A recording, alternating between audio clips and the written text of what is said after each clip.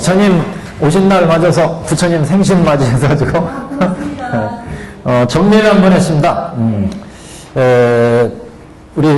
보통 우리가 석가모니 그렇게 하는데, 석가모니는 그 세 번째 칸 보시면 샤카무니에서 온, 인도 버마의 샤카무니에서 온 말이고요. 이걸 이제 번역하면 우리가 석가모니 줄여서 석존 이렇게 많이 하시죠. 석가모니. 문이란 말은 성자란 뜻입니다. 예, 성자. 그래서 석가족의 성자다 이런 뜻입니다. 문이. 그래요. 어떤 데에서 석가문 이렇게까지 우리 법화경에 석가문 나왔어요. 석가문. 석가문은 문의의 줄말입니다. 석가문, 석가문불. 그래서 우리가 석가모니 이렇게 얘기하는데, 원래 이 석가족이라고 하는 그 샤카무니의 석가족의 아리안 계통입니다. 양반들. 예, 그 종족으로 치면. 근데 이제 어려서 이름이 이제 시달타고, 고따마가 이제 성이기 때문에, 종성이기 때문에 고따마 시달타 이렇게 많이 하죠. 석가족은 그러니까 종족이고, 원래 성은 이제 구담입니다. 구담. 그래서 한문으로는 구담이라는 말도 많이 나와요. 구담. 그 다음에 그래서 이제 나중에 그 마하파사파제 그 어머니도 구담미 이렇게 얘기하거든요. 구담미. 그 구담이란 족성이 아니라 그렇죠. 종성이죠. 종성의 이름을 따가지고. 성씨. 우리가 박씨 하는 것처럼요. 고따마 시달타 이렇게. 그래서 시달타라는 건 모든 소원이 이루어지다 이런 의미로 이제 자기 아버님 정반왕이 지어준 이름입니다. 아버님이. 그래서 석가모니 아버님이 정반왕. 그래서 정반왕이 지어준 이름이 시달타. 고따마가 이제 성이니까 고따마 시달타 이렇게 되죠. 그래서 시달태자 이렇게 얘기하는데, 석가모니라는 것은 나중에 그래서 석가족에서 성자가 나왔다. 깨달음 얻으시고 나서. 그래서 석가모니, 모니란 말이 아까 성자란 말이라고 했잖아요. 그래서 석가모니 이렇게 이제 불렀던 거고, 가족을 보시면 그 아버님이 정반왕, 숫도다나왕 그렇죠? 정반왕입니다. 그래서 그 석가족은 그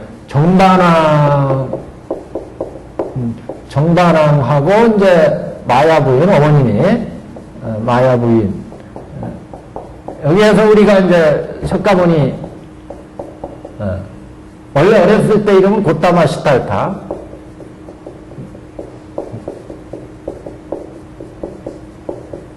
고따마 시달타고, 나중에 이제 샤카무니 성자가 됐기 때문에 어려서 이름은 고따마 시달타입니다. 그래서 나중에 이제 부처가 되고 나서 고따마 시달타.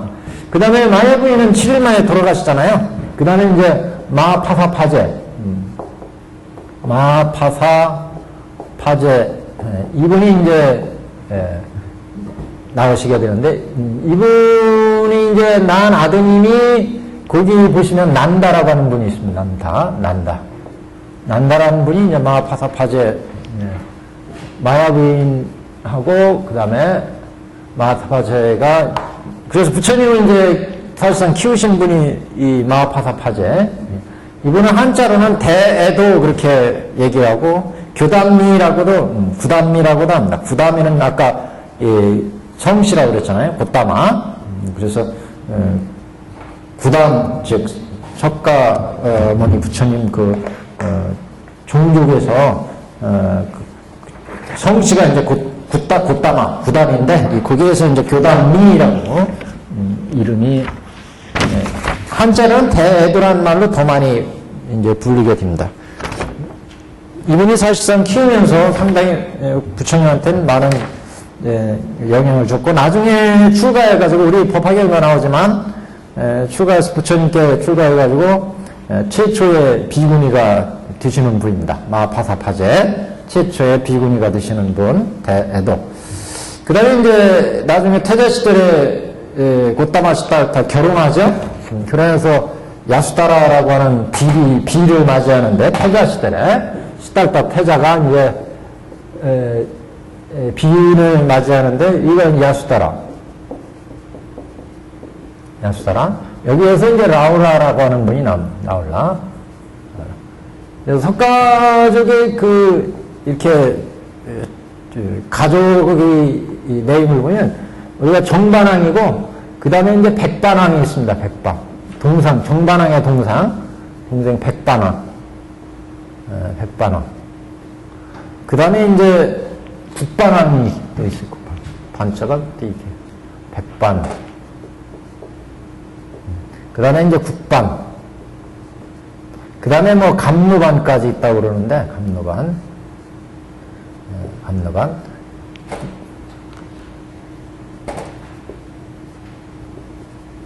그래서 백반왕의 이제 그 자손이 우리가 잘 아시는 여기가 이제 난다였고, 여기가 이제 제바달따라고 하는 부분 있죠? 제바달따, 대바달따, 제바달따, 제바달따, 닷따라고 많이 발음은 제바달따, 제바달따, 제바달따, 그냥 제바달따. 우리 제바달따 품 뒤에, 뒤쪽에 나오는 것처럼 제바달따. 부처님을 치면은 이제 사촌동생입니다. 제바달따. 그 다음에 여기 안한, 우리 부처님 시봉을 들으셨던 안한존자가 여기서 나옵니다. 백반왕에서. 그 다음에 국반왕에서 마하남. 또 한 분이 있는데, 마하남 말고, 우팔리 말고, 아나유, 천안절, 아나유 존재가 있어요. 감로반에서 또 여러분이 있고, 밑에 따님이 한 분 석가정족에 나오는데, 감놈이라고 하는, 따님이 있었다는데, 미는 게 여자를 의미합니다. 아까 구담미처럼. 그래서, 따님이 한 분 있었다고 그러는데, 여기까지는 대부분의 경전에서 이제 말씀을 하지만, 이 감로반은 있다고 하는 경전이 있고, 없다고 하는 경전이 있습니다. 감로반은. 그래서, 우리 부처님 낳으신 아버님은 정반왕이었고, 여기 백반, 국반, 반자로 들어가요. 밥반자. 네, 밥반자. 이 정반은 이제, 이 정반이고, 정반. 이건 이제 응사하면서 이렇게 됐죠. 정반. 여기는 백반, 국반, 또는 곡반이라고 합니다. 곡반. 곡반. 그래서, 이렇게 형제분들이 세 분까지는 나오는데, 네 분까지 말씀하는 경우도 있어요. 네 분까지. 석가정, 정족의 가계입니다. 그래서, 우리 부처님은 이제 여기 정반왕에서 나왔고, 여기 백반왕에서는 제바달따하고 안한존자. 우리 이제 불경에 많이 등장하잖아요.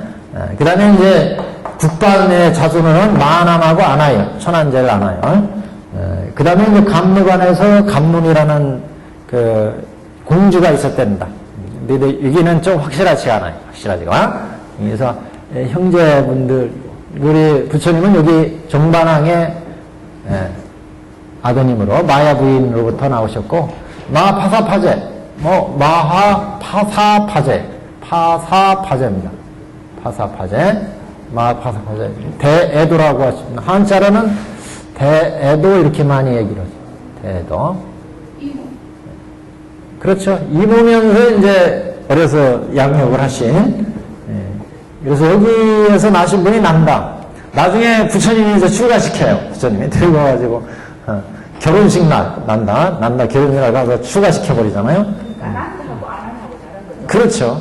이게 난다는, 친동생이죠. 그러니까 이복동생. 이 양반은 사촌동생이에요. 안한존자는 사촌동생. 그래서 부처님이 이제 시봉을 25년여 동안 드신 분입니다. 가게, 이분만 대충 알아도 이제 우리 불경에서 많이 나오니까, 우리가 안한존자는 직영제일이잖아요. 경을 가장 많이 기억하시는. 그 다음에 아나율은 천안제일, 마하남, 라우라, 부처님 다 10대 제자 중에 들어간 분들입니다. 제바달따, 영부도 맘만 제대로 잡섰으면 머리가 좋았다고 그러는데, 좋은 일을 불교, 돌교를 위해서 할 수 있었을 텐데, 이게 머리가 너무 좋아가지고, 나중에 우리 제바닥다품에서는 이 양반도 법화경을 공부하신 적이 있기 때문에 나중에 천황노래로 성불하신다 이런 수기를 후에 봤죠. 그래서 제바닥다품에 또 부처님을 옛날에 그 스승이었다 이렇게 이제 제바닥다품에 나옵니다. 제바닥다품에 전세예요. 전세는 그렇지만 자 거기 보시면 그래서 우리 가족의 그게 보면 수도다나 정반왕을 수도다나 그렇게 말한 거고요. 수도다나 왕 마야부인 뭐 크리아족 출신이다 그런 얘기가 있고 마파사파제 바로 여동생입니다.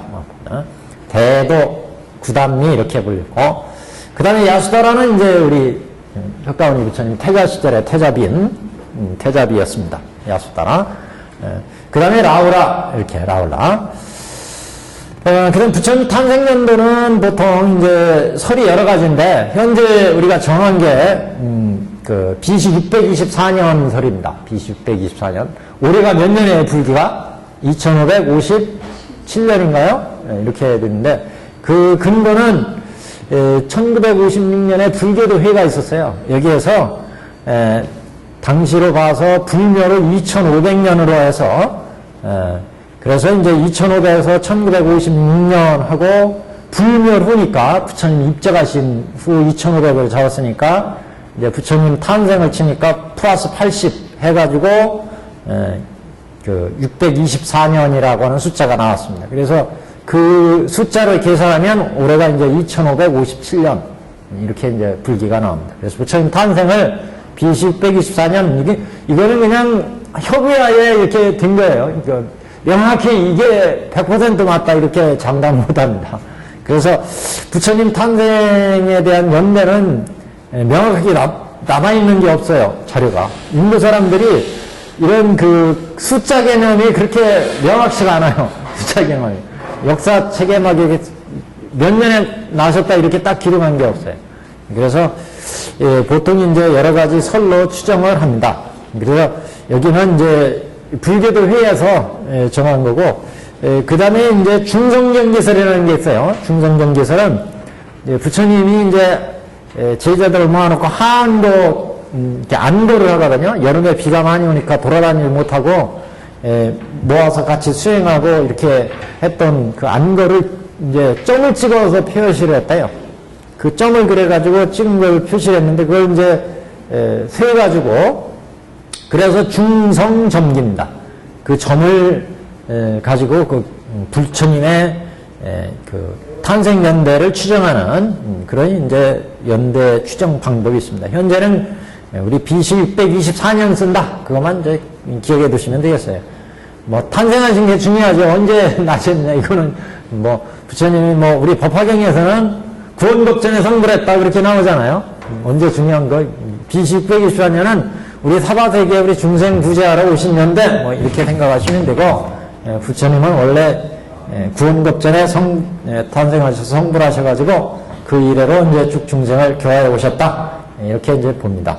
그래서 탄생지는 지금의 그 타라이 지방 그 어디에 저쪽 그 룸비니 그러잖아요. 그래서 룸비니 타라이 지방 바이라 서쪽 뭐 이렇게 얘기하는데 그래서 지금은 히말라야 남쪽 그 나라가 어디죠?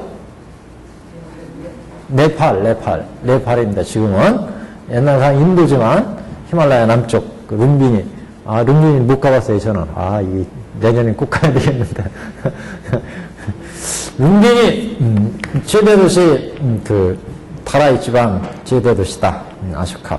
옛날 여기는 뭐 옆에 마가다국이 있고 코살라국이 있고 이 샤카무니 이 나라는 조그만 소국입니다. 당시에. 나중에 코살라국에 이제 병합이 되거든요.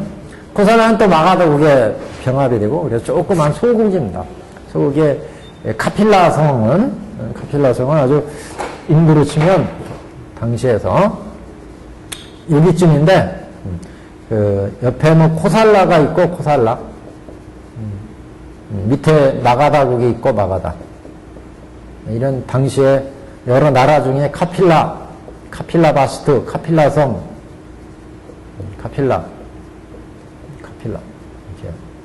카필라성에 여기에서 이제 탄생을 하시죠.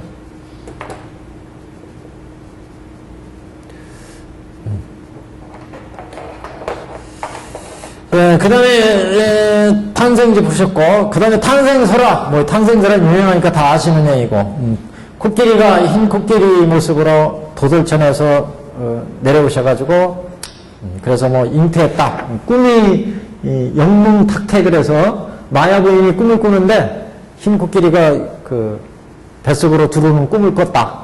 그 이후로 이제 우리 고타마 시달타 잉태를 하셔가지고, 그래서 이제 탄생했다. 그러죠. 그래서 이 원래 부처의 탄생은 보살이 이제 보살이었다가 보살에서 이제 탄생하는 거로 이렇게 되잖아요. 그래서 도솔천에서 이제 탁태를 하셔가지고 도솔천에서 내려와가지고 마야 부인에게 탁태를 해서 그래서 이제 출태 마야본에서 탄생을 하시기는 이때가 이제 4월 8일이다 이렇게 본 거예요. 샛별이 나올 때 오른쪽 옆구리로 탄생을 했고, 나오셔가지고 7보 7걸음 걸으면서 천상천하 유아독전 이렇게 외쳤다는 거 아니겠어요? 이 탄생 설화에. 그래서 불수행천이나 또는 안경 이쪽에 이제 이런 얘기가 나오는데, 그건 샛별이 나올 때 오른쪽 옆구리로 출생했다. 이건 이제 인도 전통에서 볼 때, 인도에서 그 모든 어머니들이 탄생할 때는 계급마다 탄생이 다르대요. 근데 이제 예를 들어 이제 그 카스트 제도가 있는데, 카스트 제도에서 인도 전통의 브라만 카스트 제도에서 브라만. 원래 이제 나오는 건 저기 베다에서 이제 이런 얘기가 나오는데, 모든 세상을 만들고, 그 다음에 그 신이 이 세상을 브라만 교에서, 전통 인도 브라만 교에서 얘기하는 세상을 만들 때, 처음에 브라만의 신을 만들고, 브라만의 신이 세상을 만들 때, 그 다음에 이제, 왕종 무사족의 신을 만들고, 왕종 무사족. 바이샤, 브라만, 바이샤, 슈드라, 뭐, 이렇게 나오는데, 무사족. 그 다음에 평민족, 평민. 그 다음에 이제 노예, 슈드라. 이렇게 4계급의 신이 처음에 나오고, 이 신에서부터 이제 브라만의 조상이 나온다. 그래서 브라만 조상이 탄생할 때는 자기 어머니의 놀이, 정술이잖아요. 정술이나 입을 통해서 자식을 낳는다. 이게 이제 정설이에요. 인도에서 브라만 종족이 있고, 인도에 계급이 4계급이 있어요. 브라만 성직자들, 전통 브라만계로는 성직자들이 있고, 그 다음에 왕족이나 무사종족이 있고, 그 다음에 평민이 있고, 무사족이 있어요. 이렇게 4계급이 분화가 됐습니다. 옛날 카스트에서는, 카스트 제도에서는. 그래서 이 카스트 제도에서는 그래서 인간이 탄생할 때 브라만 종족들은 원래 탄생 설화에는 신이 브라만의 신을 창조를 하고 왕족 무사족의 신을 창조하고 평민족의 신을 노예족의 신을 창조하고 그 신이 조상을 또 낳게 되는데 탄생하게 되는데 그 조상들이 탄생할 때의 내용을 보면 브라만 종족들은 브라만의 어머니가 브라만의 자식을 낳을 때는 브라만의 어머니의 입이나 정술에 의해서 자식을 낳는다, 이게 정해진 룰이에요, 규칙이에요. 신이 인간을 창조할 때 종족마다 다르다. 사람 낳을 때. 왕족이나 무사족은 겨드랑이나 배꼽, 여기로 자식을 낳는데, 어머니가 낳을 때. 평민들은 그냥 보통의 어머니의 생문 낳으시고, 노예는 어머니의 발바닥에서 주워오는 거예요, 발바닥에서. 이렇게 종족마다 탄생하는 게 달라요. 근데 석가모니는 여기잖아요. 무사족이잖아요. 그러면 당연히 배꼽이나 이 겨드랑이에 넣어야 돼요. 근데 부처는 어디서 났느냐면 오른쪽 옆구리로 났다고 나온다. 옆구리. 그래서 대개 보살들이 출생하는 거는 불교에서는 옆구리로 나와요. 탄생에. 근데 이 옆구리로 낳는 게 여기에도 속하지 않잖아요. 배꼽이나 겨드랑이인데.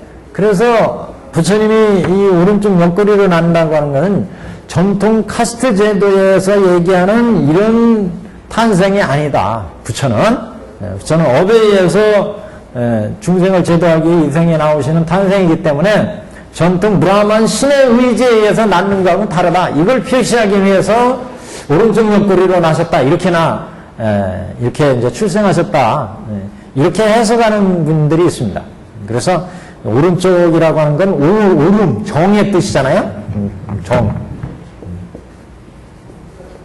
그래서 오른쪽 옆구리로 난 거는 여기 원래 탄생의 겨드랑이나 배꼽도 아닌 그런 옆구리로 나시기 때문에 전통 카스트 제도에서 얘기하는 브라만 신의 의지에서 난 게 아니라 고타마부타는 중생을 제도하기 위해서 이 상에 나오시기 때문에 일부러 오른쪽 옆구리로 나오셨다. 그래서 이후에는 보살의 탄생은 다 오른쪽 옆구리 이렇게 얘기하는데, 그래서 여기 또 나셔가지고 7걸음 또 걷잖아요. 7걸음. 어린애가 뭐 7걸음 걷겠어요. 그렇죠? 이게 7걸음 걸었다고 하는 의미는 7이라는 숫자가 중요합니다. 7. 7보. 주행 7보 그러잖아요. 7보라는 의미가, 이게 보통 우리 중생들이 이게 사는 게 6도 윤회의 세계인데, 이런 6도 윤회로부터 벗어나는 숫자가 7이라는 숫자입니다. 해탈수예요. 해탈. 그래서 이런 윤회의 고로부터 벗어나는 것을 의미한다. 부처가. 그래서 우리 이 부처님이 이렇게 7걸음 걷고 하신 얘기가 이거잖아요. 천상천하 유화독존. 천상천하 유화독존 이런 얘기잖아요. 천상천하에 오직 내가 홀로 존귀하고 삼계가 모두 고해이니 삼계 계고 오당한지하리라. 삼계가 모두 고해에 빠져 있으니 내가 이를 편안하게 하리라. 이렇게 7걸음 걷고 외쳤다. 그래서 이 얘기는 결국 오른쪽으로 탄생한 거나 주행 7보는 이렇게 6도 윤회의 고해 속에 빠진 중생을 내가 다 제도하겠다고 하는 부처의 어떤 발언, 이런 것들이 들어있는 의미로 이걸 해석해야 된다. 꼭 이게 7걸음 걸었느냐 안 걸었느냐 이건 따지는 건 멍청한 짓이고 여기에 담긴 의미가 중요하다는 거죠. 이 설화에. 그래서 우리 경전에도 보면 천상천하 유화독존 삼계계고 오당한지하리라 이런 얘기를 봐서 부처의 탄생은 일체 중생을 6도 윤회에서 건져가지고 모두 편안하게 하는, 해탈하게 하는 그런 의미로 부처가 나오셨다는 것을 밝히기 위해서, 그래서 7걸음 굳이 3걸음만 걸어도 됐고 뭐 7걸음 어렵게 걸었겠어요. 이거는 6도 윤회하는 중생을 다 해탈시키겠다는 의미를 표시하기 위해서 7걸음 걸으셨다. 이렇게 얘기할 수가 있는 게 아니냐. 이렇게 보는 입장입니다. 우리 법화경에도 저번에 읽었던 부분 그거 나오잖아요. 부처님이 이상에 나오신 거는 여기 중생을 편안하게 하고자 세상에 나오리라. 나는 법왕이라 법에 자제하니 중생을 편안하게 하고자 세상에 나오면 똑같은 구절이에요. 이게 우리 지금 234페이지에 나오는데, 여기에 보시면 아위 법왕 오법 자제 안원 중생 고현어세. 부처님 출세한 목적이 뭐냐? 이걸 우리 방귀품에서 1대4 인연으로 세상에 나오신다 그랬는데, 우리 법화경 지금 비유품에도 나는 법왕이라 법에 자제하니 중생을 편안하게 하고자 세상에 나옴이라. 이렇게 234페이지에 똑같은 얘기 아니겠어요? 지금 삼계 계고 오당한지하리라. 여기도 안원 중생 고현어세. 중생들을 안원하게 편안하게 하고자 그래서 내가 세상에 현어세 출현하신다. 이렇게 밝히고 있는데, 그래서 의미가 이게 부처님이 탄생하셔가지고 그 어려우실 때 3걸음만 걸으시지 뭐 그냥 어렵게 7걸음 걸으시면 이것도 다 이게 7이라고 하는 중생을 해탈하게 한다는 의미, 해탈수의 의미로 7걸음 걸으셨다. 이렇게 이제 해석을 하는 게 옳지 않느냐. 그리고 이제 이게 계승으로 봐도 상계 계고 오당한 자리라 이런 계승이 바로 이제 그런 의의를 담고 있는 게 아니에요. 실제 그 딱 탄생하셔가지고 딱 이렇게 어린아이가 그 탄생들 나오잖아요. 이렇게 딱 오른쪽 손을 딱 올리시고 천상천하묘독천 뭐 이렇게 상계 계고 오당한 자 실제 그 말 하셨는지 안 하셨는 건 중요하지가 않아요. 중요한 건 이런 의의로 이 세상에 오셨다. 부처님. 그게 더 중요한 의미입니다. 그 다음에 신화 중에 보면, 부처님 오신 설화 중에 보시면, 이룡, 두 용과 아홉 용이 맹오로 목욕을 시키고, 제석전과 팔부신중이 내려와서 시위했으며, 하늘에서 꽃비가 내리고, 향운이 일었다. 이런 얘기, 이거는 하나의 설화로 보시면 되고, 그 다음에 아시타 선인이 이제 예언한 게 나오잖아요. 아시타 선인이 나중에 왕자가 출생하고 나니까 이 정반왕이 아시타 선인을 부르잖아요. 그래가지고 훌륭한 당시의 선인이니까 상을 보고 좀 이 아이가 어떻게 자랄지 얘기해다오.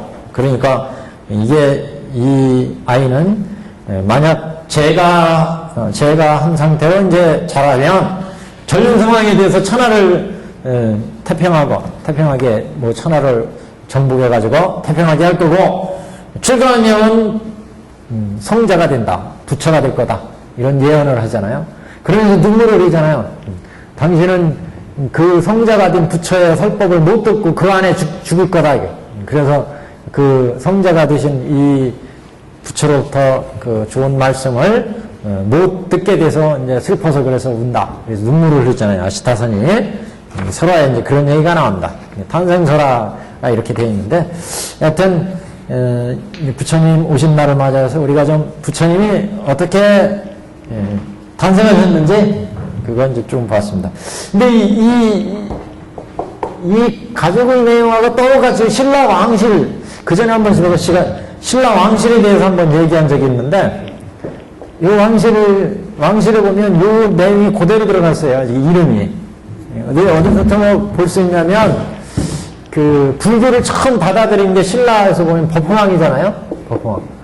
법흥왕은 23대 법흥왕인데, 이 양반은 22대인가 보네, 법흥왕이. 22대.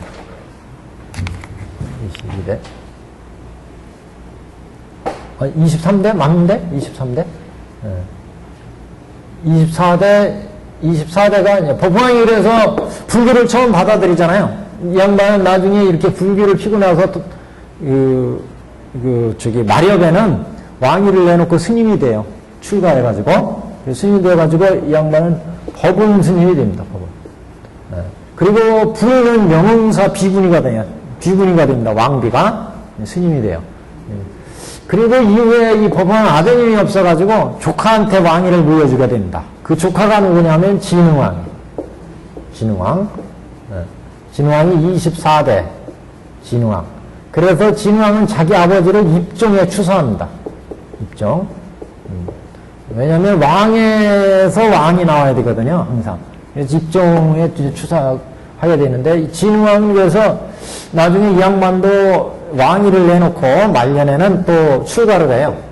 그래서 이 대흥륜사라고 하는 절이 있는데 대흥륜사가 바로 이 법흥왕이 출가한 절입니다. 그리고 법운스님은 법운스님으로 출가를 하고 여기 이 법흥왕의 부인은 영흥사로 이제 출가를 하게 됩니다. 진흥왕의 부인도 영흥사로 들어가요. 나중에. 그래서 진흥왕이 이제 24대인데 이 진흥왕이 참 대단한 어른입니다. 이 양반이 사실상 위대한 신라를 만들어낸 장군입니다. 이렇게 볼 수 있는데 불교도 무지하게 이 양반이 중요한 불사를 많이 해요. 황룡사가 이때 이제 만들어져요. 황룡사 장육존상 이때 만들어집니다. 진흥왕이. 그리고 신라의 화랑제도, 사실 신라가 삼육통이라는 것도 화랑제도 때문에 이렇게 얘기를 하잖아요. 화랑제도 이때 만들어요. 하여튼 양반이 대단한. 근데 또 중요한 게 당신의 왕자들 이름을 다 불교식으로 줘. 이거 다 불교식 이름입니다. 법흥이나 진흥이나. 그래서 진흥왕이 당신의 아들의 이름을 뭐라고 짓느냐면은 동륜태자, 동륜태자, 흥륜태자, 흥륜이 아니고 흥륜이 나왔어. 사륜태자, 사륜태자, 사륜태자. 사륜이 뭐냐면은 이게 이사자, 이게 금사자를 씁니다. 사륜. 사륜태자. 그래서 이 동륜은 그러니까 이게 사천왕의 이름을 지은 거예요. 사천왕이요. 불규식 이름이에요. 그러니까 사천왕이 나라를 다스린다는 거죠. 사천왕의 이름은 그대로 사천왕의 이름이 동륜천왕, 금륜, 을륜, 동륜, 철륜 이렇게 네 천왕이 세상을 다루시고 저번에 그 겁에 대한 얘기 했잖아요. 겁. 성주 계공에서 겁이 이루어질 때 제일 주겁 부처님이 나오시기 전에 주겁에 부처님이 나오시기 전에 금륜왕, 을륜왕, 동륜왕, 철륜왕이 나와가지고 세상을 다스리게 됩니다. 그런 다음에 이제 부처님이 나오게 되거든요. 그런데 이 진흥왕은 당신의 아드님들의 이름을 이거는 이제 진흥왕이나 법흥은 돌아가시고 나서 시호로 받은 거고 이 양반은 살아있을 때 자기 아들들의 이름을 짓는데 동륜태자, 사륜태자 이렇게 이름을 지어요. 이 사륜태자가 누구냐면 이 양반이 진지왕이에요. 진지왕. 진지왕. 그래서 이게 25대인데 25대. 왜냐하면 동륜태자가 일찍 돌아가셔요. 동륜태자가. 그래서 진흥왕이 약 35년인가 이렇게 왕위를 하셨어요. 진흥왕이. 35년 왕위를 아주 오래 하신 거죠. 35년. 진흥왕이요. 예, 진흥왕이. 한 35년 정도 하면서 그야말로 참 훌륭한 정치를 하셨는데, 그래서 오랫동안 정치를 하시다 보니까 동륜태자가 왕위를 잊지 못하고 일찍 돌아가셨어요. 그래서 이 진지왕이 왕위를 잊게 됩니다. 근데 이 진지왕이 또 재미난 인물이에요. 이 진자가 이 참진자예요. 진지왕인데, 지금 이거 나오려고 지금 하는데, 지금 여기 시간 많이 걸려. 진지왕이 왕위를 하는데, 사실은 진지왕이 자기 형 때문에 왕위가 됐잖아요. 왕위를 이었잖아요. 형이 일찍 죽는 바람에. 그래가지고 이 사람은 왕이 되면서부터 놀이에 빠졌어. 주색장기에 빠졌다. 삼국 사기에 보면 그래가지고, 주색장기에 빠져가지고 기생 부르고 맨날 술 먹고 이러다가, 화백회의가 열려요. 왕 안 그래도 안 되겠다. 이거 맨날 처먹고 놀고 그래가지고 왕 쫓아내자. 신라는 화백회의라는 게 굉장히 강했어요.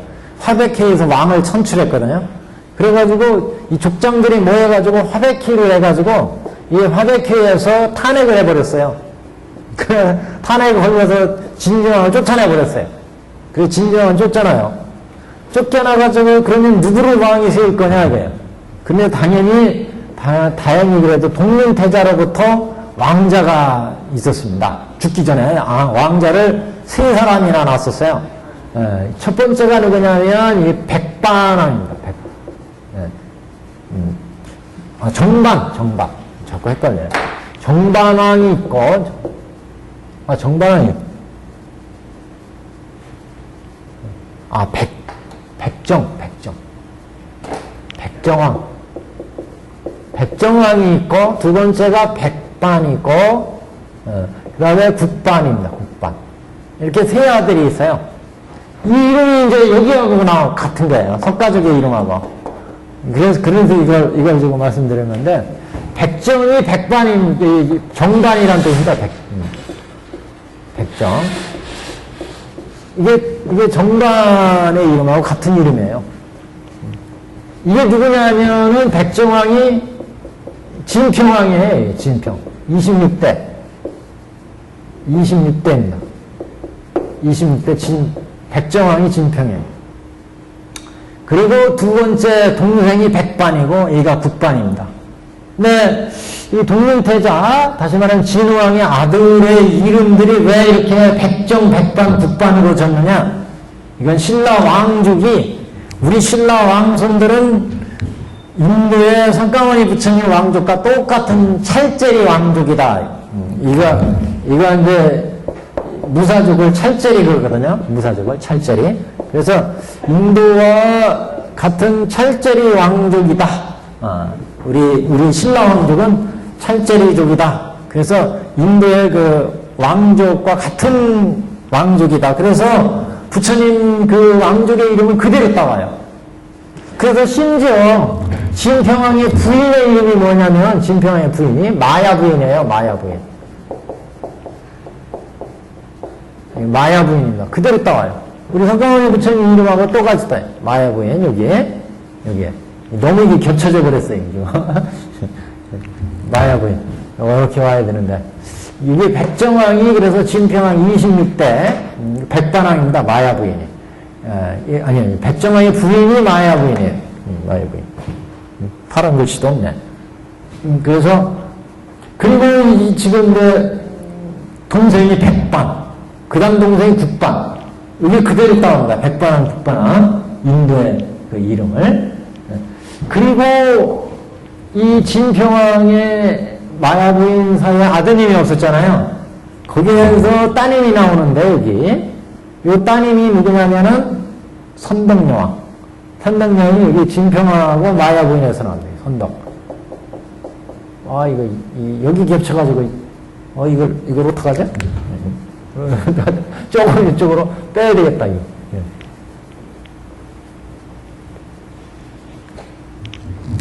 여기 동년태자입니다. 동년태자로부터 여기 가면 여기 이제 백정왕, 진평왕 26대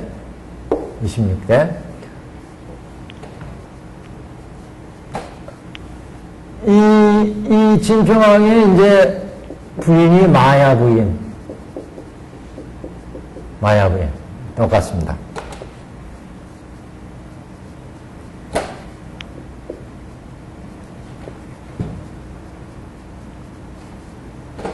마야 부인.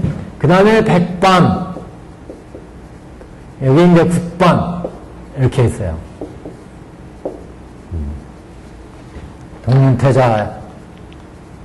동년태자의 자손입니다. 동년태자, 여기. 동년태자. 이게, 영 그냥 그림이 안 나오네.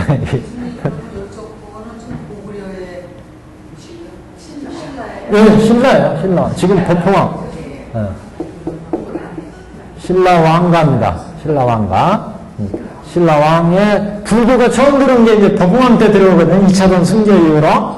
그래서 법포왕이 불교를 들어오고 나서 대흥사 공사를 일으키면서 불교를 들어오려고 그래요. 그 신하들이 다 반대를 하잖아요. 그래서 2차전이 승계하면서 이제 그게 무마가 돼가지고 불교를 고민하게 되는데, 그래서 법흥왕은 이렇게 흥룡사 불사를 일으키고 완성을 못해요. 진흥왕 때 흥룡사 불사가 완성이 됩니다. 그래서 진흥왕은 이 흥룡사를 대흥륜사다 이렇게 이름이 붙게 돼요. 왕이 지었다 그래가지고. 그래서 법흥왕은 나중에 법운이라고 그 스님이 되고, 진흥왕은 법공이라는 스님이 됩니다. 이건 조금 서로 헷갈리기도 해요.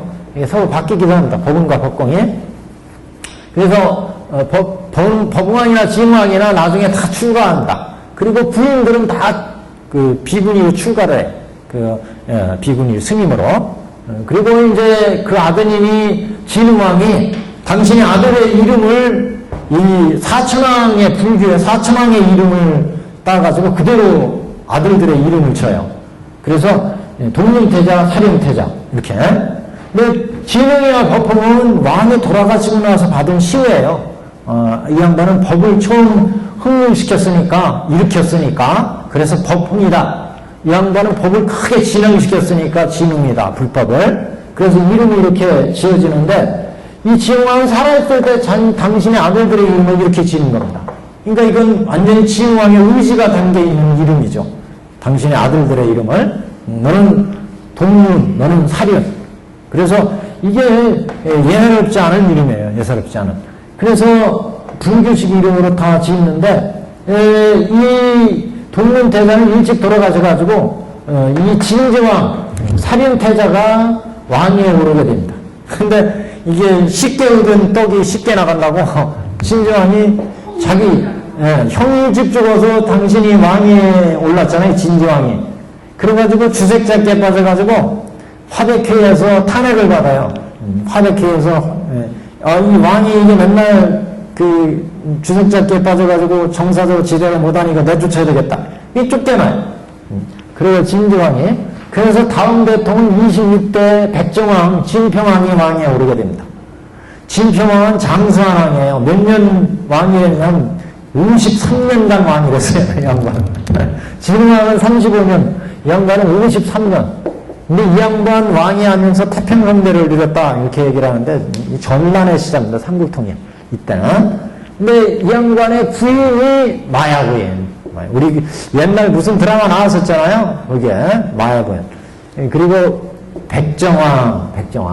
그래서 여기에서 나신 분이 누구냐? 선덕여왕이에요. 선덕여왕인데 이 양반이 이렇게 27대입니다. 근데 이 양반이 불교식 이름이 뭐냐? 덕만이에요.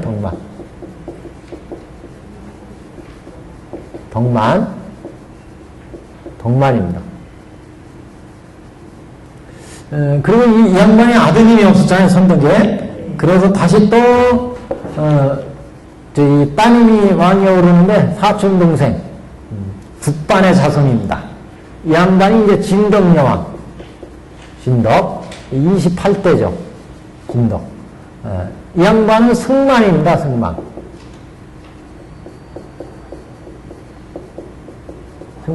다 불교 이름이에요. 승만이야 덕만이야. 우리 승만도인 아마 여기서 온 것 같아요. 이 양반에.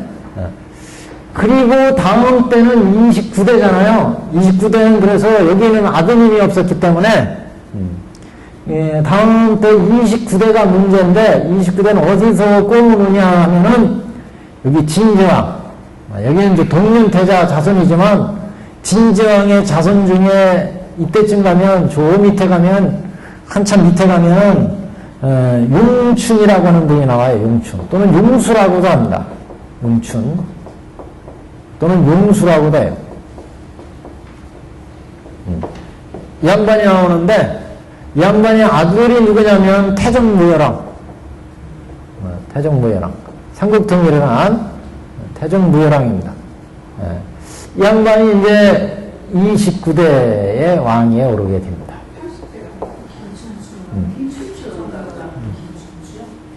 그렇죠. 그래서 이 양반이 근데 누구냐면 용춘 이 양반이 누구냐면 그 신라 3대 보물이 만들어잖아요. 진흥왕 때. 황룡사 구층탑을 세우는데 그 구층탑의 현장 감독이에요. 용수라는 분이. 그래서 그 황룡사를 세우는데 아주 중요한 역할을 하신 분이고 그 아드님이 태종무열왕입니다. 그래서 이 왕위를 이 양반이 이제 아드님이었었으니까 여기에서 이제 성불진불해서 이제 왕위를 잇게 되죠. 근데 여기를 보시면 이게 완전히 다 불교식 이름인데다가 여기 석가모니 왕족의 이름을 그대로 따갔어요. 그래서 여기 정반왕 대신에 백정왕, 정반왕과 백정이 같은 얘기입니다. 그걸 거기다가 마야부인 그대로 땄죠. 그리고 여기도 동륜태자, 살인태자 뭐 그대로 이름을 땄고 선덕이나 진덕도 다 아마 불교식 이름이고 그래서 이 전통적으로 신라 왕실에서는 우리 신라 왕족은 인도 찰제리 그 부처님 그 종족과 같은 종족이다 이렇게 그 생각을 했습니다. 그래서 이름을 그대로 따다가 짓습니다. 그래서 하여튼 이게 또 묘해요. 보시면 이 동륜태자라고 하는 이 사천왕이 나오잖아요. 사천왕.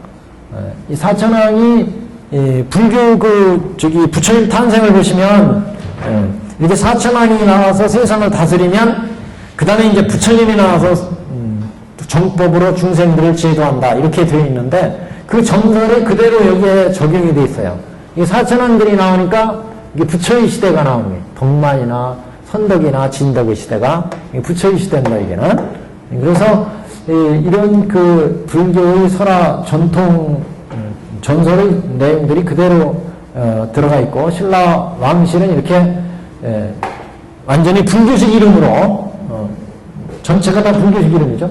이제부터는 이제 당나라가 들어오면서 삼국통일하면서 이때부터는 이제 이름이 중국식 왕으로 바뀝니다. 이후로는 여기까지는 불교식 왕후였는데 뒤에는 이제 중국식 이름으로 왕의 이름들이 다 바뀌게 됩니다. 하여튼 신라 왕실은 굉장히 대단한 왕실입니다. 하여튼 신라. 그건 못 봤어요, 저는. 예. 그리고 김춘수 아버지가 아들이에요. 네? 김춘수가 여기 용춘. 세종무효랑 아버지가 용수. 진지왕의 순주죠. 예. 진지왕을 쫓겨났는데도 후손은 그렇죠. 후손은 계절이 이제 있을 거 아니에요. 그래서 그 후손에서 왕위를 잇는 거예요. 손자가 세종무효랑 예. 아버지. 진지왕이 아마 손주 정도나 손주 정도 될 거예요. 조금 아래로 내려가요. 그러니까. 그리고 이제 그 아버지가 용춘이라고 하는 거죠. 네. 용춘 또는 용수 이렇게 불리는 분. 네. 그러니까 이 양반이 원래 여기에서 신라 왕실의 남자 대권을 이길 분들이 다 소진되었잖아요.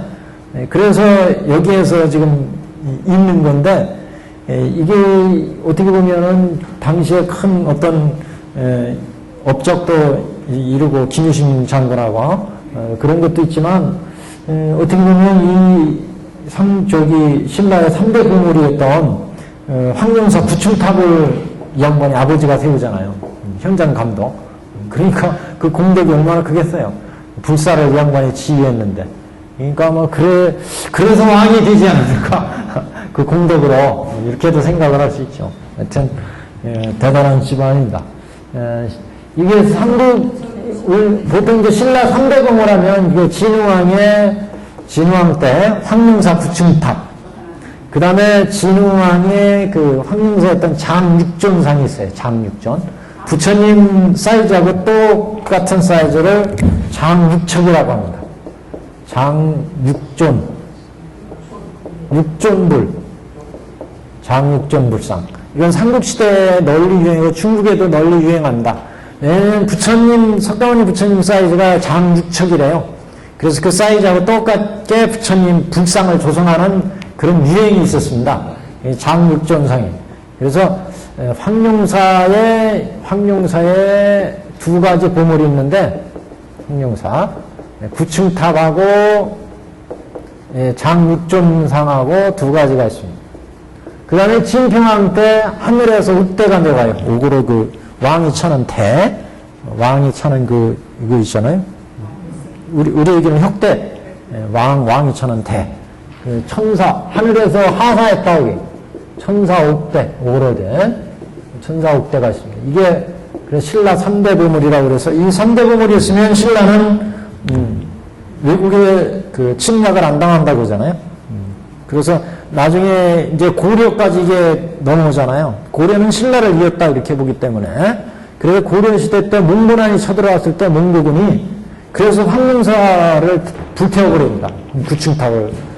이거 신라는 전설이 있었거든요. 신라 사람들은 고려까지. 고려사람, 우리는 이 3대 보물이 있는 한 절대로 외국한테 점령 안 당한다. 그래가지고 몽고 제2찬한 때, 1찬한 때는 몽고놈들이 실패했고, 적장을 쏴 죽였잖아요. 스님이. 그래가지고 2찬한 때 안 되겠다. 신라 3대 보물부터 처치하고 가자.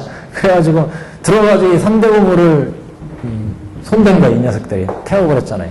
그래가지고 이 아까운 구층탑 훼손돼 버렸어요. 이때 몽고 2찬한 때요.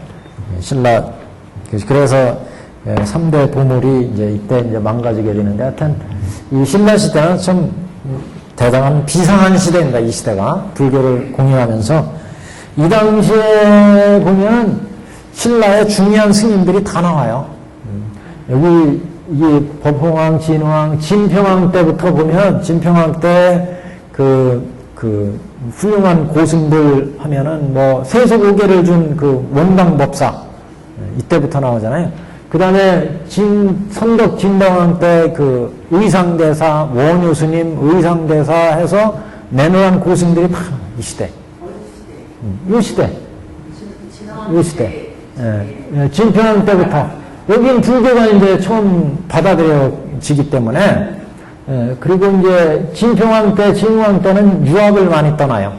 그래서 외국에 가서 이제 불교를 공부하려고. 그러면서 진평왕 때 이제 그분들이 들어오면서 신라의 불교가 꼽히기 시작합니다. 그래서, 예, 원광법사 외국 유학 갔다 오잖아요. 그 다음에 여기 의상대가 또 외국 유학 가잖아요. 화엄 배우러 가잖아요. 원효스님은 가다가 안다고 나는 깨달았다 그래서 교화를 쫙 펴시잖아요.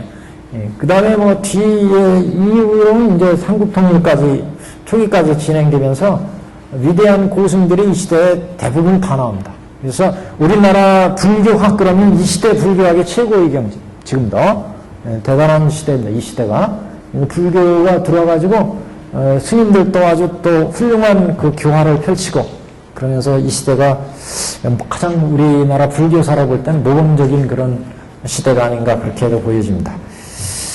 오늘은 뭐 부처님 오신 날 해가지고 좀 우리가 요거 가계를 한번 보면서 이제 살펴봤는데 오늘 진도는 아닙니다. 오늘 진도는 236페이지 저번에 이제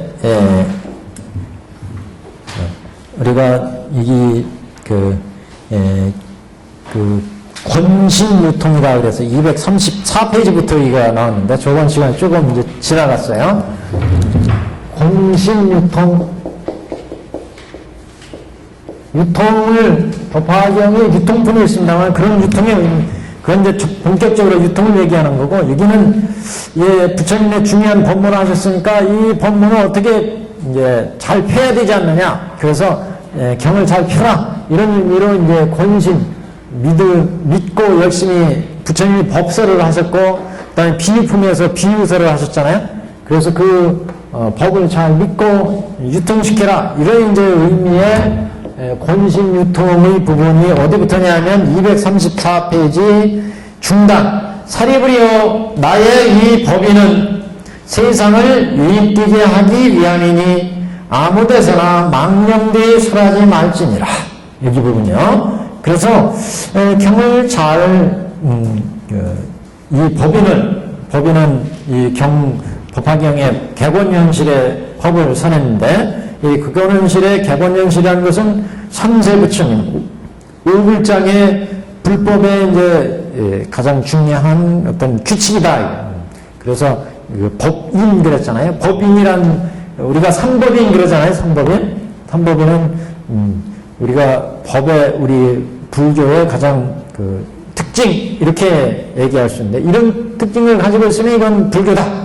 그래서 이제 법인이라는 말을 쓰는데 법화경에서의 법인은 그래서 부처님 삼세부처님 오불장의 모든 부처님의 그 교법이 뭐냐 설하시는 가장 중요한 핵심이 뭐냐 그 법인을 얘기합니다. 여기서는 그건 바로 객원현실이다. 모든 부처님 오불장은 다 방편을 열어서 진실로 인도하신다. 객원현실이다. 그래서 객원현실의 실상법을 펴가지고 일제 중생을 제도하는 것이 부처님의 교화 법식이라는 거죠. 그래서 나의 이 법인은 세상을 이익되게 하기 위한 사람이니 아무데서나 망명되이 설하지 말라. 그래서 모든 그 앞에 보시면 그래서 5,000명이 그 자리를 박차고 일어났는데 부처님이 잡지 않았어요. 그 사람들을 잡고서 끝까지 이 법을 들어라. 그러면 이 사람들이 반발해가지고 부처가 될 수 있는 인연을 끊어버린다.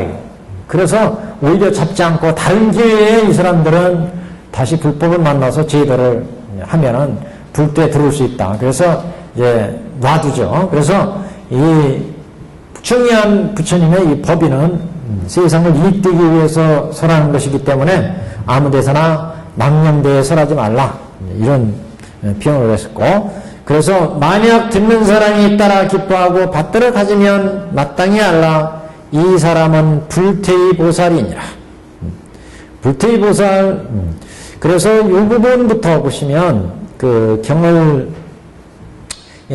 망령때에 함부로 설하지 말라 그랬는데 그 법화 문구에서는 이 부분을 둘로 나눴어요. 가설, 불가설, 가통, 불가통 이렇게 나눴는데 내내 같은 얘기입니다. 사실은 권신유통을 가설은 설해도 좋다는 거죠. 이거는 또 설하지 말라. 불가설. 그러니까 근거에 맞지 않는 사람들한테 함부로 설하지 말라. 그 다음에 가통, 유통시켜라. 똑같은 얘기죠. 불가통. 유통시키지 말라.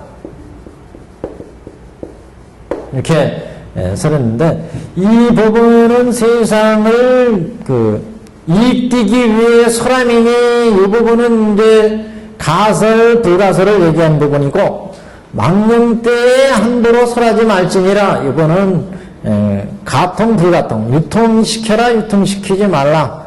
선한 사람한테는 유통시키고 선하지 못한 사람한테는 유통시키지 말라. 이런 의미고 그 다음에 이 법은 세상을 이익되기 위해 설함이니 설할 사람과 설하지 않을 사람을 가려서 설해라.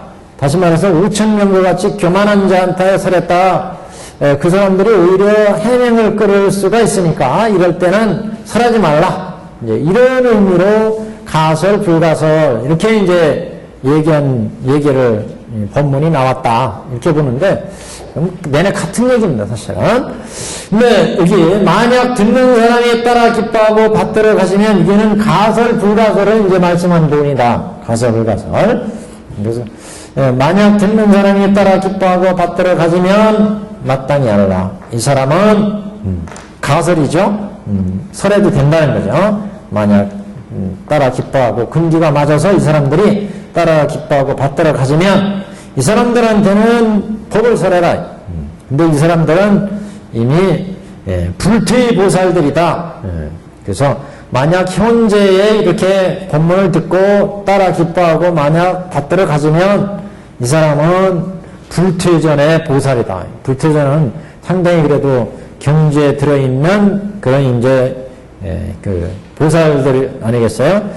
그래서 현재의 이 모습을 보고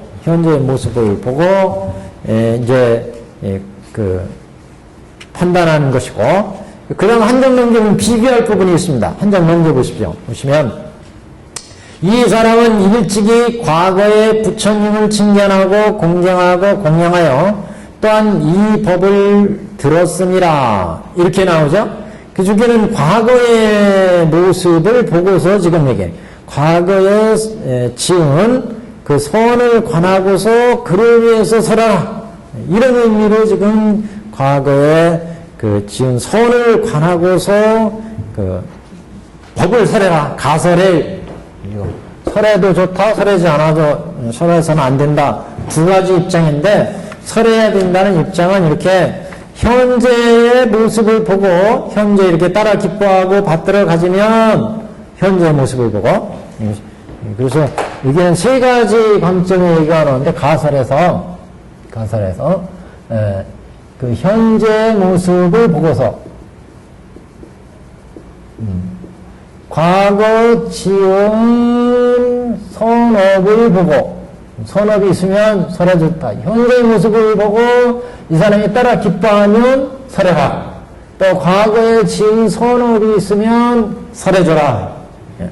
그 얘기가 236페이지 상담. 이 사람은 일찍이 과거의 부처님을 칭찬하고 공경하고 공양해서 또한 이 법을 들었습니다. 이런 사람한테는 설해줘라 이런 뜻이에요. 그래서 이 사람은 일찍이 과거의 부처님을 칭찬하고 이렇게 선근을 쌓았다. 공경하고 공양해서 또한 이 법을 들었으니까 이 사람은 설해줘도 좋다. 또 어떤 사람이 능히 네가 설하는 바를 믿으면 곧 나를 보게 된다. 이 사람도 설해줘라는 거죠. 그러니까 네가 설하는 바를 믿으면 그러니까 이건 가설법이에요. 그러니까 미래. 그래서 미래의 어떤 미래의 선을 관하고 미래 일으킨 선.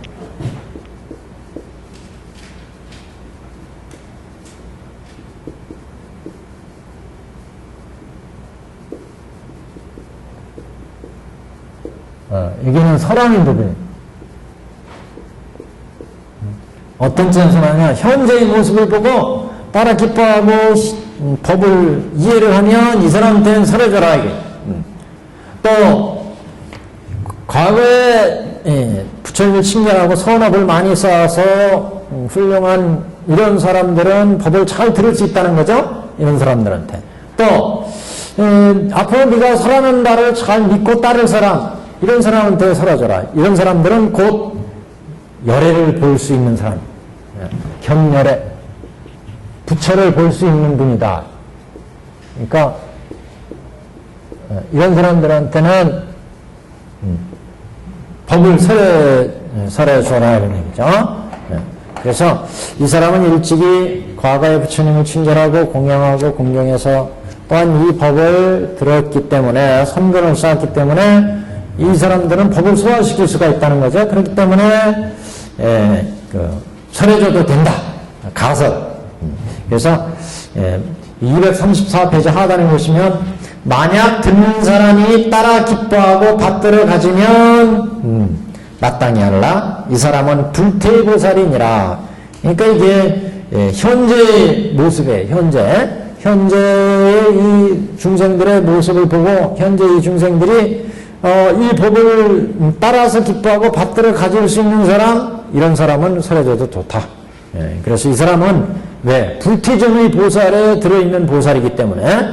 그래서 불태전 보살은 보통 아비벌치 보살, 아유벌치. 우리는 원문에 보면 아비발치 이렇게 나왔죠?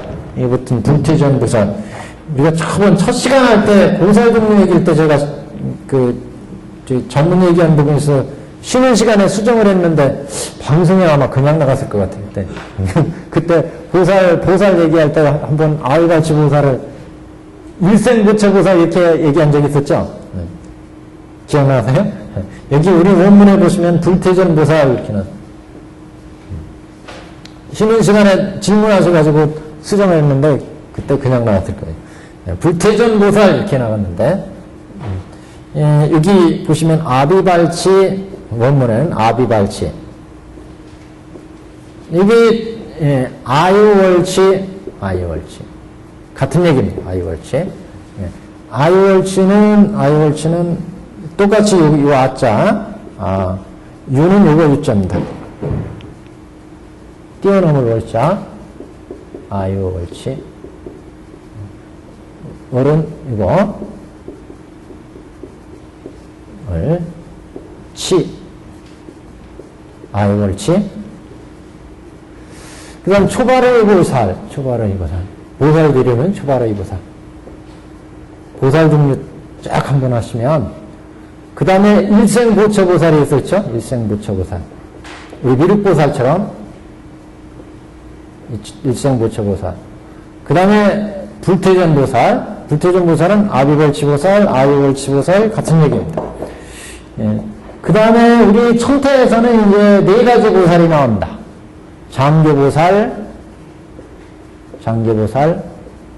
통교보살, 별교보살, 원교보살. 이렇게 나오죠?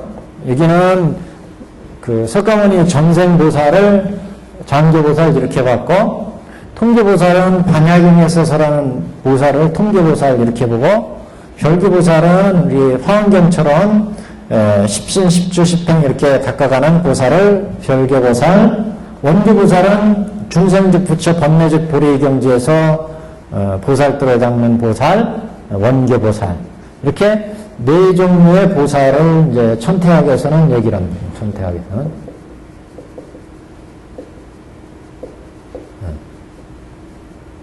천태학에서. 불국사에 가면요. 예? 불국사에 가면요. 예. 불국사 합시보살이 예. 미륵보살하고요. 예. 제화발라 보살. 네.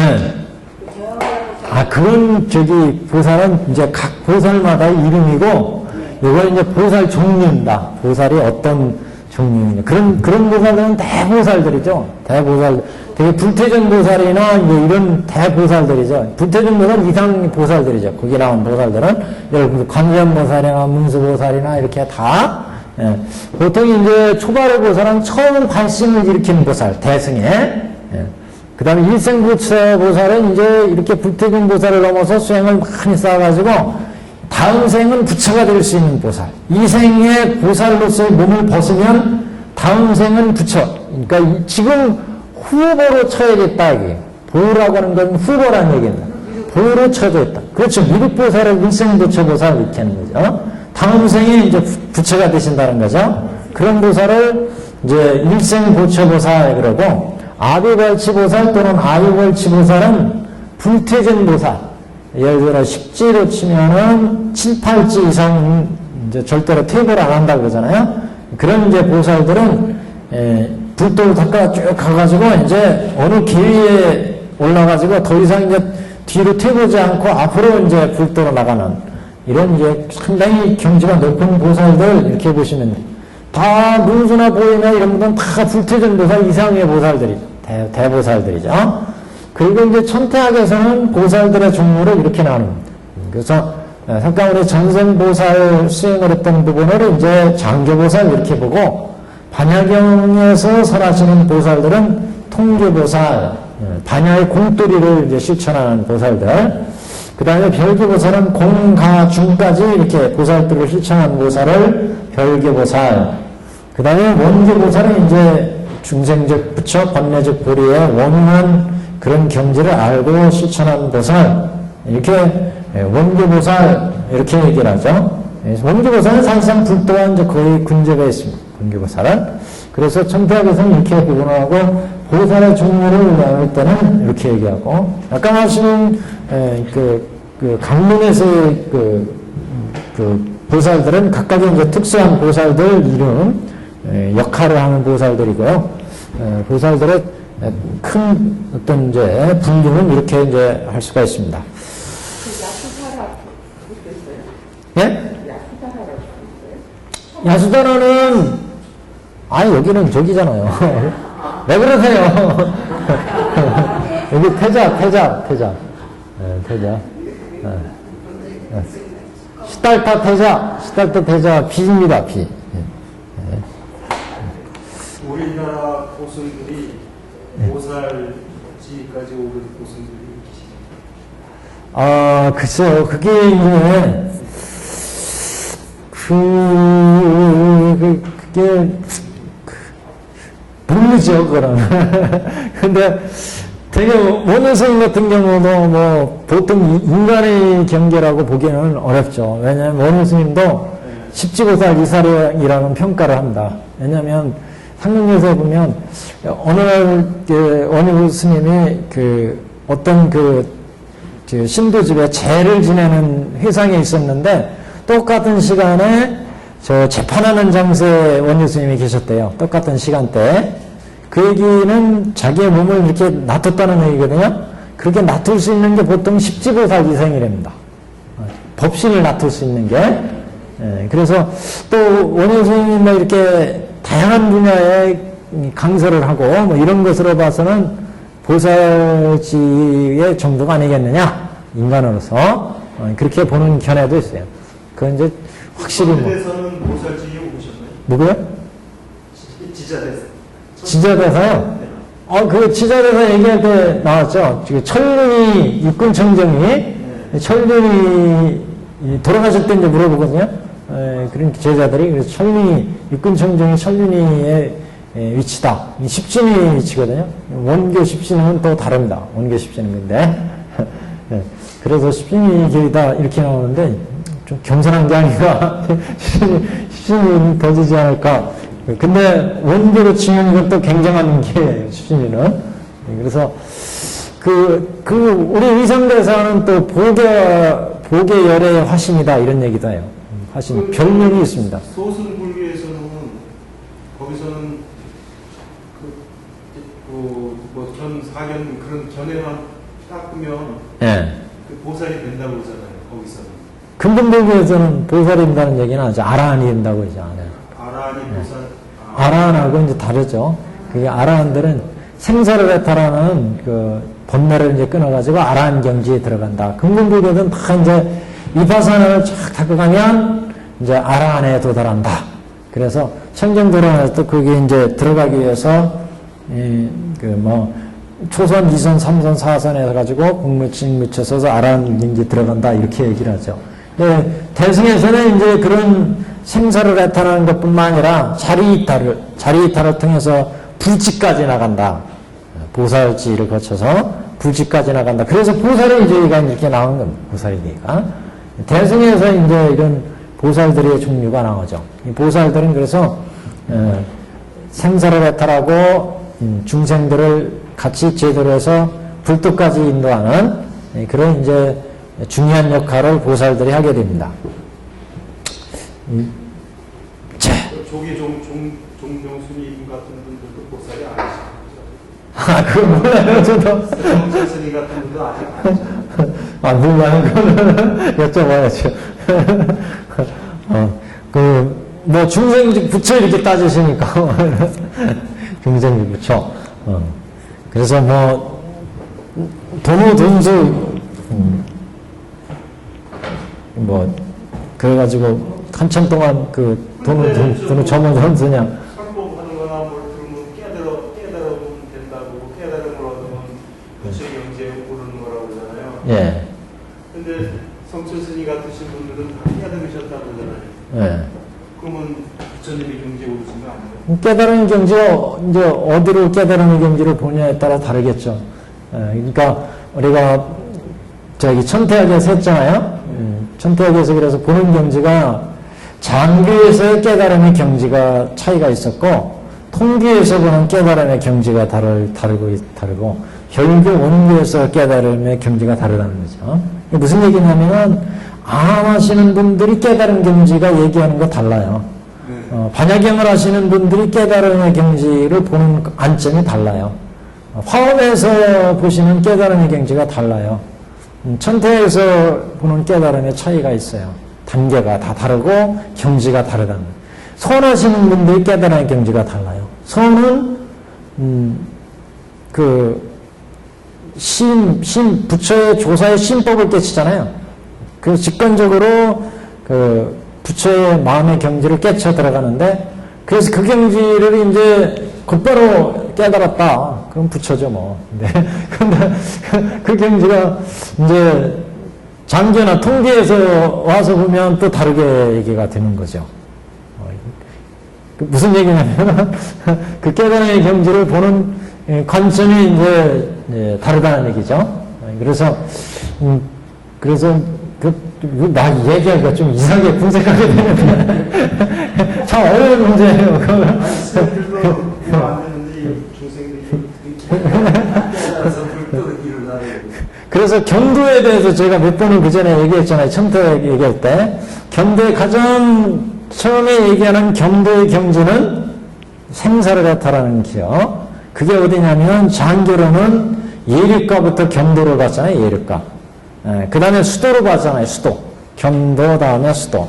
그래서 경옥을 깨면 경도고, 그 다음에 이제 사옥을 깨는 데가 수도고, 그렇게 해서 장교는 경도에서 처음 깨쳤다고 하고, 그 다음에 이제 종국에 들어가는 데가 아라한이었다는 거예요. 사양사가를 거쳐서. 근데 통교에 오니까 저 시불지부터 쫙 해가지고, 간해지부터 시작해서 쭉 해가지고 시불지까지 들어가잖아요. 시불지까지. 거기가 이제 8인지, 견지. 통교에서는. 장계에서 격지를 위해 보살이 있고요. 밑에가 불지가 있죠. 그 부처는 석가모니 부처님 한 분이고, 경도가 어디냐면, 거기 경도에 보시면, 예륙가 있죠? 네. 사양사가 있는데, 예륙가 첫째 고주리. 그러니까, 별교로 쓸 때는 거기가 식주고, 통계로 볼 때는 거기가 8인지 견지죠. 장계로 볼 때는 거기가 예륙가죠. 네. 그죠? 같은 레인이에요. 거기가 경도 라인이에요. 그래서 되게 깨쳤다 그러면 고경지를 얘기하는데, 거기는 선이 안 나왔어요, 근데 선이. 그 장교 나왔고, 통교 나왔고, 별교 나왔고, 원교 나왔고. 선이 천태대사 이후에 나오잖아요, 선이. 예. 그래서 이제 선이 거기에 안 들어가 있어요. 그래서 천태대사는 그게 유식도 안 들어가죠, 유식에서 얘기하는 거. 장교, 통교, 별교, 원교로 부는 거죠. 왜냐하면 천태는 철저하게 3장 위주예요, 3장. 부처님이 설하신 경율론서, 경장율장. 근데 선은 진심직설, 부처님의 진심을 깨달아 들어가는 경지예요. 신법으로, 마음의 법으로 교회 결정이에요, 그러니까. 교회 결정. 예, 이 부처님이 설하신 3장이 밖에 있는 부처님의 마음의 경지를 깨치는 거예요. 그렇기 때문에 거기와는 비교할 수가 없습니다. 그 경지는 이제 조사와 조사를 통해서 깨달아 들어가고 그걸 이제 조사가 증명해주고 인정해주고 이렇게 해서 알 수 있죠. 그래서 다만 경도라고 보통 볼 수 있는 3장 경장, 율장, 논장으로 가지고 얘기할 때 깨닫는 경지는 이제 제일 먼저의 경도가 장교에서는, 그러니까 근본불교에서는 예립과 여기가 이제 처음 견옥이 떨어지기 때문에 거기서부터 이제 예립과 일례과 불안과 아라한과 해서 깨달아 들어가고 그 다음에 통교에서는 8인지 견지에서 깨달음이 열리고 별교로 가면 10주의 초주에서 이제 깨달음이 열리고 원교로 하면 10신의 초신에서 깨달음이 열리고 이렇게 이제 단계가 차이가 있습니다. 그러니까 이게 깨닫는 게 뭐다 이렇게 얘기하면 참 이게 얘기하기가 어려워요. 깨닫는 단계가 여럿인데 가장 공통성이 뭐냐? 생사의 해탈입니다. 고선이. 그래서 고선이 굉장히 중요하다 이런 말씀을 천태사기 할 때 말씀을 드린 게 그런 이유입니다. 근데 참 완전한 설명이 안 될 것 같아가지고 모르겠네. 자, 여기 지금 보시면 234페이지에 세 가지 관점이 그래서 등장을 했습니다. 가설, 불가설. 이 법화경의 이런 위대한 그 법인, 개곤현실에 이건 오불장, 모든 부처님, 삼세부처님이 설하시는 공통의 법칙이라는 거죠. 중생을 제도하는. 이런 법인을 설해야 될 거냐, 말아야 될 거냐. 설해야 되는 경우에는 이렇게 현재의 그 사람의 모습을 봐라야겠. 현재 이 사람이 아주 법을 잘 따라 듣고 기뻐하는 이런 사람은 불태전의 보살일 거다. 이런 사람들한테는 이런 법화의 법인을, 부처님의 진심의 본의의 법인을 설해라. 두 번째는 그러니까 현재의 관점이었고, 두 번째는 과거의 관점이에요.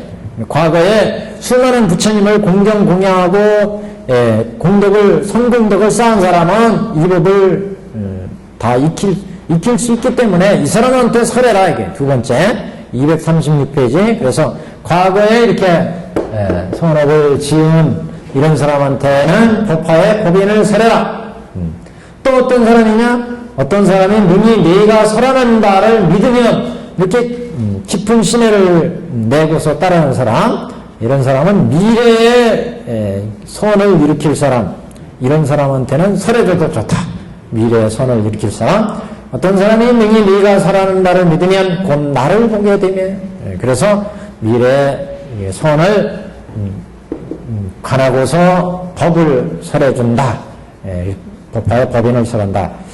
그래서 그 법을 믿으면 곧 나를 보게 되며 깊은 심해를 일으킨 사람, 이런 사람은 법을 설해주는데 이런 사람은 곧 나를 보게 된다. 나를 보게 된다는 것은 영축산 법회의 부처를 보게 된다. 그래서 깊은 신을 내게 되면 곧 영축산 그 부처님을 볼 수가 있다.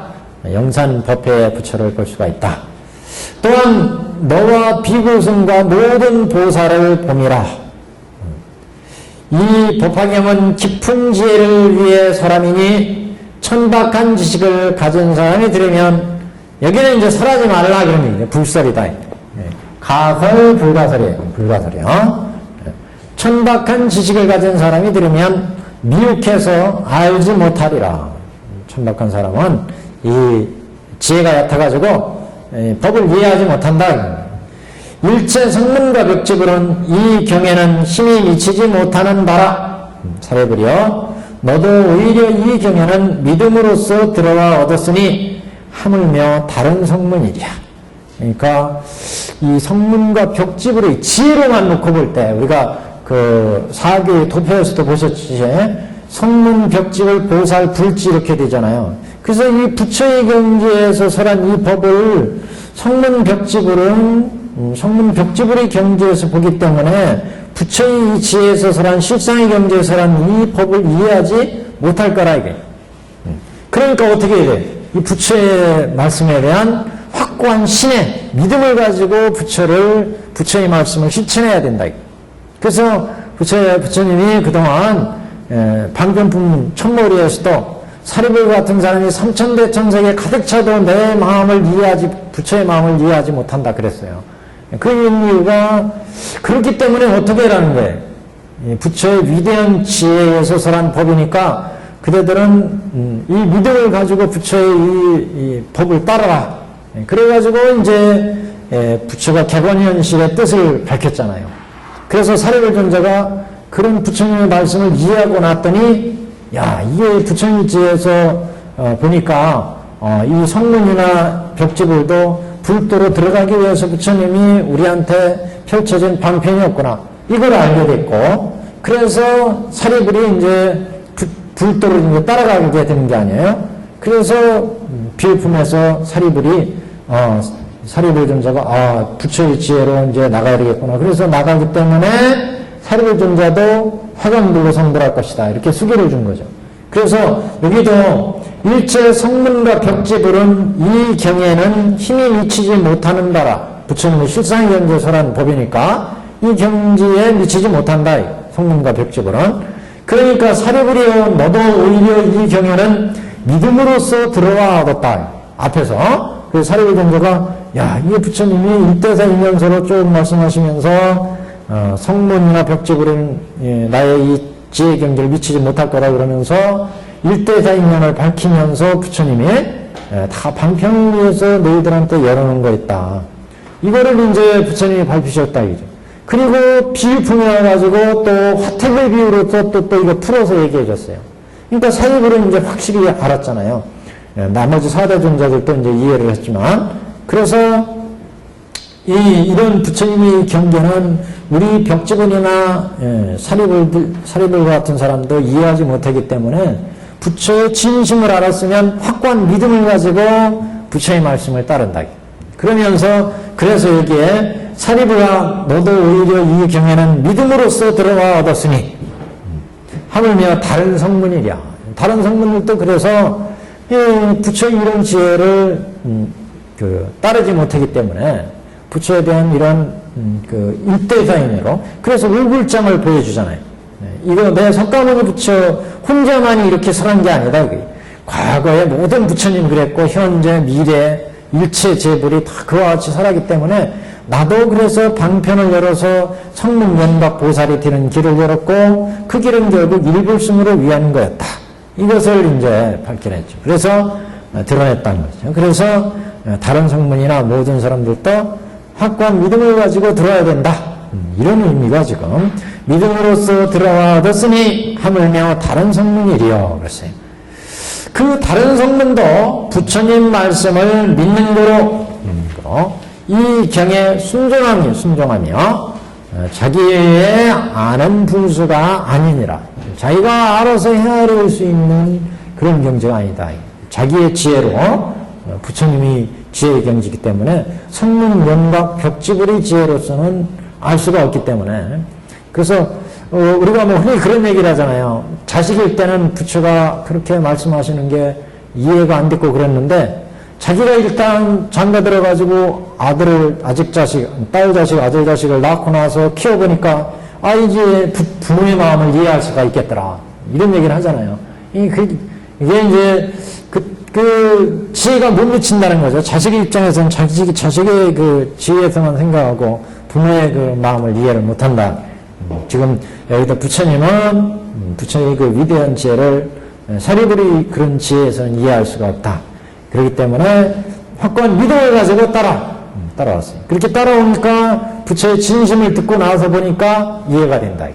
부처님의 진심을. 사리불도 네. 지금 여기서는 네. 지금 이때 당시에는 장교의 성문뿐이 안 되는 거였죠. 처음에 출발은 그랬죠. 지금 이 경을 듣고 있는 시점에서요. 이 경을 듣고 있는 시점 처음에 그 영축산 법회상에서는 성문이었죠. 장교에. 예. 성문이었는데 이제 그래서 법화의 뜻을 이해해야만 진정한 그 사립을, 진정한 성문이고 벽지불이다 이런 얘기가 나왔죠.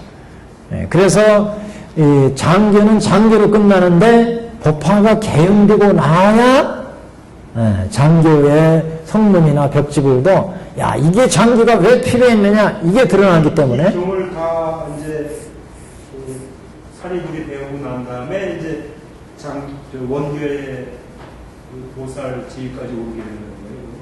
그렇죠. 그렇게 봐야 되죠. 근데 이 양반이 이제 지금은 장교 위치에서 이제 법을 들었는데 법화가 개헌되고 나니까 방편도 진실이 돼버리잖아요. 그러니까 이게 다 불도로 들어가는 길이 돼버리는 거예요. 이 법화경을 부처님이 열리고 나니까. 서른 것을 다 듣고 난 다음에 예. 사리불이 법설을 듣고 나니까. 예. 그러니까 사리불전에도 이게 불도로 들어가는 방편의 길이었구나. 장교도, 통교도, 별교도. 그래서 그걸 알고 나니까 이제 성문의 진정한 지위가 뭔지를, 별교의 진정한 지위, 통교의 진정한 지위를 안다는 거죠. 그러니까 반야경의 진정한 그 뜻을 또 아한경의 진정한 뜻이 드러난다는 거죠. 법화를 개헌하고 나면, 법화가 열리고 나면 왜 아함이 필요했는지, 반야가 필요했는지, 화음이 필요했는지가 다 드러난다는 거죠. 그런 의미의 지금 말씀입니다. 근데 그게 다 드러났을 때는 예. 그 아한나 이것도 다 저게 되는 거죠. 다 불도로 들어가는 길이 되고는 법화가 열리고 나면 원교하는 거죠. 그게 원교가 된다고도 볼 수 있지만 또 아니라고도 볼 수 있어요. 그 길 나름대로의 필요성이 존재할 때는, 왜냐하면 생사를 해탈하는데 당장 필요한 거는 일불승보다는 생사를 벗어나기 위한 화택상고가 필요하잖아요. 근데 법화가 열리고 나니까 화택상고는 다 일불승으로 들어가는 길이었어요. 그러니까 그 나름대로 자체의 의의가 있지만 결국은 일불승 불도로 들어가는 걸 알고서 보는 거지, 그거는. 그러니까 그건 원교이면서 또 자체로서 생사를 해타는데 꼭 필요했기 때문에 장교의 의미가 있다는 거죠. 근데 법화가 열리고 나면 이렇게 복잡해요. 법화가 열리고 나면 완전히 뜻이 들어가는, 그래서 묘법이라는 얘기예요. 방편이 진실이면서 방편 나름대로의 방편의 길이 명확해진다는 거죠. 이게 법화가 열린다고 해서 그래서 방편이 필요 없다는 얘기가 아니에요. 방편이 꼭 필요하다는 거죠. 그래서 우리가 실제로도 우리가 이 세상 살면서 집착심이 많잖아요. 이런 집착심이 깨는 것은 일불승보다는 반야가 더 필요해요. 반야가. 생사를 생로병사에 가진 곳 속에서 오타각세에서 우리의 집착된 마음, 이거는 공돌이를 깨달아야 완전히 떨어진다, 쉽게. 그러나 그 공돌이도 법화에서 딱 듣고 봤더니 일불승으로 들어가기 위해서 필요했던 거라는 거죠. 그러면 공돌이가 떨어지고 나면 어디로 가야 된다? 불도로 들어간다는 거죠. 그러니까 이건 원교가 되는 거예요. 근데 아까 생사를 해탈하기 위해서 집착을 깨기 위해서 반야가 필요한 건 통교의 위치예요. 그러니까 통교이면서 원교가 이제 드러난 거죠. 법화가 열리고 나면, 그래서 법화가 열리고 나면 방편이, 옛날에 법화가 열리기 전에는 그냥 방편은 방편으로 끝났지만 법화가 열리고 나면 방편이 곧 진실이 되어버린다는 거죠. 진실로 가는 길이 되어버린다. 옛날에는 그냥 생사를 해탈하는 길로서 반야를 배웠으면 그냥 거기에서 끝났는데, 그게 불도를 위해서 부처가 열어놓은 방편이었다. 이게 이제 드러나면, 거기에 머물지 않고 불도로 나가야 된다는 거죠. 원래 목적이 부처님이 일불승이었으니까, 그렇게 되면 이게 이제 방편이고 진실이 되어버리죠. 법화가 열리지 않으면 그걸 할 수 없으니까. 예. 근데 그 전에 이제 그런 적이 있어요. 네. 그러니까 반야는 방편에서 예. 어떤 이제 성수에서 제한다. 그러니까 대승에서 좀 속한다는 뜻을 말하는 것 같아요. 아, 그 얘기는 이제 그 법화를 듣지 못했을 때, 예, 법화를 듣지 못했을 때는 방편은 방편을 끝난다는 얘기죠. 예, 예. 그래서 법화가 열렸을 때야 이제 방편이 진실로서의 의의를 갖는다. 근데 법화가 열리지 않으면 방편 그대로 이제 방편에 머물른다는 게 반야에 머물른다는 거죠. 그대로. 가라고 이제 몰랐을 때는 반야로서만 끝나는 거예요. 그렇죠. 자, 그래서 여기가 가설, 불가설 이런 입장에서 이제 본 거군요. 그래서 238페이지 보시면 과거, 현재, 미래, 그래서 불설의 입장까지, 그래서 모든 이 경의 그 밑에 236페이지 하단부터 8페이지 보시면 그 다른 성문도 부처님 말씀을 믿는 거로 이 경에 순종하며 자기 아는 분수가 아니니라. 자기가 아는 그 분에서가 아니다. 사리부리여, 여기는 그래서 이제 수행인의 이게 가통, 불가통을 얘기합니다. 여기는 같이 보시면 돼요. 가성, 불가성이나 가통이나 불가통이나 유통시켜야 되느냐, 말아야 되느냐, 이런 얘기인데, 사리부리여 또는 교만하고 게으르거나 악견을 세우는 자에게는 이 경을 설하지 말라. 범부는 식견이 얕고 깊이 오욕에 집착해서 유통시키지 말라. 이런 사람들은 식견이 얕고 깊이 오욕에 집착해서 들어도 능히 알지 못하리니 또한 설하지 말라. 이런 사람들한테는 그러니까 방편을 설해야 된다는 말씀이 드릴 수도 있습니다. 법화의 뜻을 받아들이지 못한다는 거죠. 그러니까 악견을 세우는 자에게는 이 경을 설하지 말라. 범부에는 식견이 얕고 깊이 오욕에 집착해서 들어도 능히 알지 못하리니 또한 설하지 말라. 만약 사람이 믿지 아니하고 이 경을 허로 비방하면 곧 일체 세간에 불정자를 끊는 것이 되느니라. 부처님의 종자를 이 경을 허로 비방하면, 그러니까 억지로 설하지 말라. 이런 사람들한테 억지로 설하면 불정자를 끊어버린다는 거죠. 그러니까 이런 사람들한테 유통시키지 말아라. 그래서 유통. 그래서 악견을 세우는 자, 또 범부로서 식견이 얕고 깊이 오용나게 뒤척여 있는 사람. 그래서 화택상교가 필요했다는 거잖아요. 이런 사람들한테는 일불승자리를 직접 열어놓으면 이게 믿지 못하고 또한 욕하고 헐어서 비방하기 때문에 일체세간에 부처님의 종자를 끊는 것이 되어버린다. 불종자는 우리가 세 가지 불종자를 얘기했죠. 연인불성, 요인불성, 정인불성. 이 연인불성의 자리, 요인불성, 정인 자리에 끊어버린. 그러니까 5,000명의 퇴석을 부처님이 말리시지 않은 이유가 여기에 있다. 그래서 혹은 상을 찡그리고 의욕을 분께 드리니 너는 마땅히 이 사람의 죄의 업보를 들으라. 그래서 이제 경을 비방하고 실천하지 않고 이런 사람들에 대한 죄의 보를 이제 쫙 얘기하는데, 혹은 부처님 멸도하신 후에 이 경전을 비방하고 이 경을 읽고 비우고 써서 가지는 사람을 보고 가벼이 하고 천대하여 미워하며 질투하거나 원한을 품으면 이 사람의 죄의 업보를 너는 지금 또 들으라. 그 사람은 명을 마치고 아비지옥에 떨어져서 일겁을 마치고 겁이 다하여 다시 나되 이같이 뒤풀이하기를 수없이 겁에 이를지라. 수 없는 겁에 이를지라. 수 없는 것 동안 나고 죽고 하면서 이 아비지옥의 지옥고를 받는다. 그 가벼이 천대하고 미워하고 이 경을, 우리 법화경을 실천하는 사람을 비방하고 이런 사람들의 죄업을 지금 얘기했습니다. 이런 사람으로서의 죄업. 그 다음에는 축생으로서 또 그 다음에 천인으로 태어나서 뭐 이런 식으로 쭉 이제 앞으로 본문이 법화경을 비방하는 사람들. 우리 전도하지 말라는 얘기 아니에요. 딴 이지옥 그런 사람들한테는 불교를 전도하지도 말아라 이런 얘기 아닙니까? 그런 때는 이 방편을 써야 되죠. 방편. 그런 얘기죠. 분명히 이렇게 나와 있잖아요. 이런 사람들 설하지 말라. 그러니까 방편을 써서 방편을 써 이 사람들한테는 그 교만한 마음을 깨주고 집착하는 마음을 파해줘야 되죠. 그래서 이제 끌어들여야 되죠.